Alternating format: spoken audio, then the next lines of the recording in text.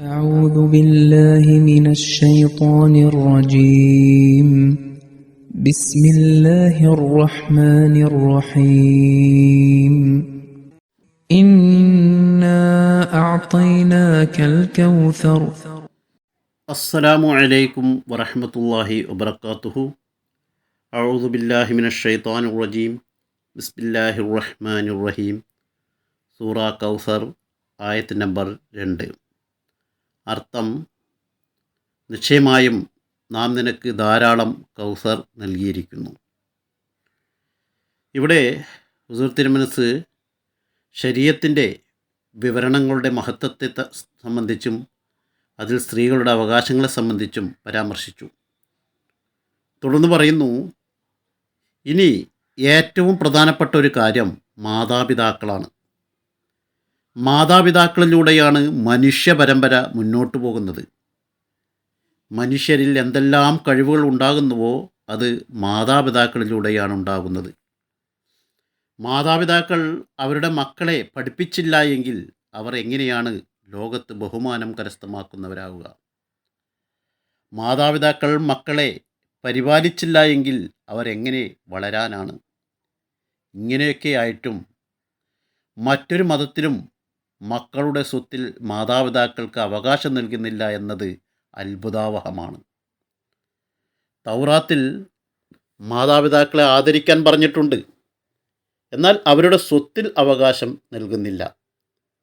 എന്നാൽ വിശുദ്ധ ഖുർആൻ മാത്രമാണ് അത് വളരെ പ്രധാനപ്പെട്ട അവകാശമായി മാതാപിതാക്കൾക്ക് മക്കളുടെ സ്വത്തിൽ അവകാശം വച്ചത്.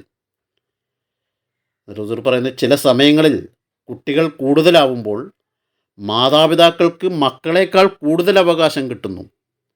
അതായത് മരണപ്പെടുന്ന ആൾക്ക് മക്കൾ കൂടുതലാണെങ്കിൽ മക്കളുടെ അവകാശം കുറയുകയും മാതാപിതാക്കളുടെ അവകാശം കൂടുകയും ചെയ്യുന്നു.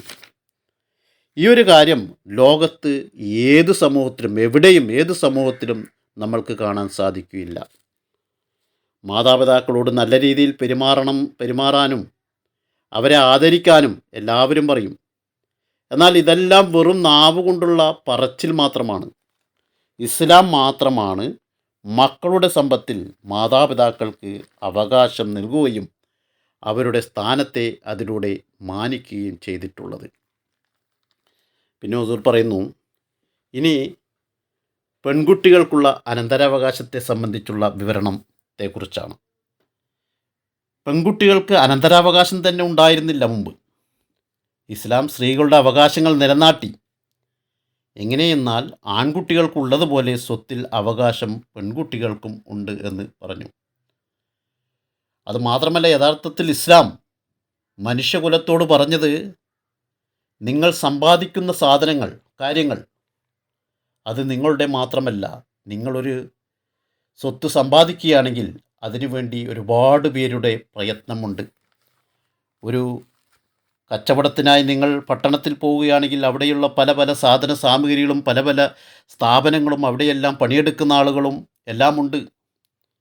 അതുപോലെ തന്നെ ഒരാൾ കച്ചവടത്തിനായി പുറത്തേക്ക് പോകുമ്പോൾ അയാളുടെ വീട്ടിൽ അയാളുടെ ഭാര്യ, അയാളുടെ കുടുംബം, അയാളുടെ സഹോദരൻ ഇവരെല്ലാം ഉള്ളതുകൊണ്ടാണ് അദ്ദേഹം ഇതിന് പോകുന്നത്. ഒരു ഉദാഹരണമായി പറഞ്ഞത് പല കാര്യങ്ങളും. അപ്പോൾ അയാളുടെ ഭാര്യ അയാളുടെ കുട്ടികളെ നോക്കുകയും അയാളുടെ സ്വത്തുക്കൾ സംരക്ഷിക്കുകയും അയാളുടെ മാതാപിതാക്കൾക്ക് വേണ്ട കാര്യങ്ങൾ ചെയ്തില്ലായിരുന്നെങ്കിൽ അയാൾക്ക് സമാധാനമായിട്ട് പോയി കച്ചവടം ചെയ്തു വരാൻ സാധിക്കില്ലായിരുന്നു.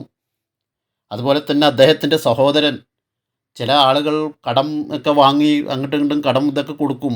ചില നല്ല മനുഷ്യന്മാർ കടമൊക്കെ തിരിച്ചു കൊടുക്കും. പക്ഷേ ചില ആളുകളുണ്ട് കടം തിരിച്ചു കൊടുക്കില്ല. പക്ഷേ ഇങ്ങനെയൊരു സഹോദരൻ അടുത്തുണ്ടാകും. ചിലപ്പോൾ സഹോദരൻ ഒന്നും ഇതാകുന്നുണ്ടാകില്ല. പക്ഷേ ഈ സഹോദരനെ കണ്ടുകൊണ്ട് ആ കടം കൊടുക്കാനുള്ള ആൾ വിചാരിക്കും, ഞാൻ ഈ പൈസ ഇയാൾക്ക് കൊടുത്തില്ല എങ്കിൽ ഈ സഹോദരൻ വന്ന് എന്നോട് പ്രശ്നം ഉണ്ടാക്കും. ഈ സഹോദരനെല്ലാം വന്ന് ആളുകളും മറ്റ് അദ്ദേഹത്തിൻ്റെ കുടുംബക്കാരെല്ലാം വന്ന് എന്നോട് കച്ചറയാകും, അല്ലെങ്കിൽ പ്രശ്നമുണ്ടാക്കുമെന്ന് പേടിച്ചുകൊണ്ട് ആ കടക്കാരൻ ചിലപ്പോൾ ഈ ഇദ്ദേഹത്തിന് ആ കടം കൊടുത്ത പൈസ കൊടുക്കാൻ സാധ്യതയുണ്ട്. അപ്പോൾ ഇങ്ങനെ ഒരാൾ ഒരു സമ്പാദ്യം ഞാൻ സ്വന്തമായി സമ്പാദിച്ചു എന്ന് ഒരിക്കലും പറയാൻ സാധിക്കുകയില്ല.